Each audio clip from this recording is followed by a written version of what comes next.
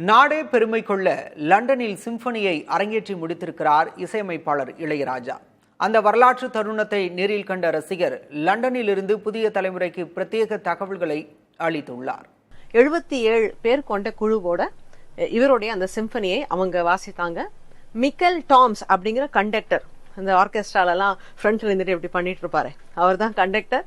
So அவர் ரொம்ப திறமையா அதை வழிநடத்தி சென்றார். ஒரு இந்தியரா, ஒரு தமிழனா ரொம்பவே பெருமையா இருந்தது. ஏன்னா ஃபர்ஸ்ட் இந்தியன் ராஜா சார் தான் ஒரு சிம்பனியை வடிவமைத்திருக்கிறார். ஒரு முழுநீள சிம்பனி. இது கிட்டத்தட்ட 46-47 நிமிஷங்கள் இந்த சிம்பனி இருந்தது. 4 மூவ்மெண்ட் இருந்தது, அதாவது 4 பாடல்கள் கொண்ட தொகுப்புன்னு வச்சுக்கலாமே.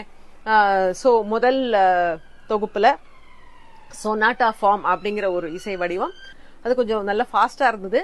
அதுக்கப்புறம் ஒரு ஸ்லோவா ஒரு பீஸ், அதுக்கப்புறம் டான்ஸ் மியூசிக், மின்னுவெட் அப்படின்னு சொல்றாங்க, அந்த மாதிரி ஒரு டான்ஸ் மியூசிக் இருந்தது. கடைசியில திருப்பி இன்னொரு சொனாட்டா ஃபார்ம் வாசிச்சாங்க. ரொம்பவே அருமையா இருந்தது.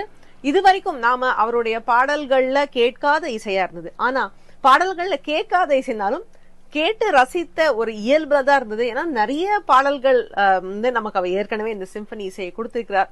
சில அவர் சினிமாக்காக போட்ட சில பாடல்கள், சில பிஜிஎம் இதெல்லாமும் இந்த ஆர்கெஸ்ட்ரா வாசித்து காட்டினார்கள்.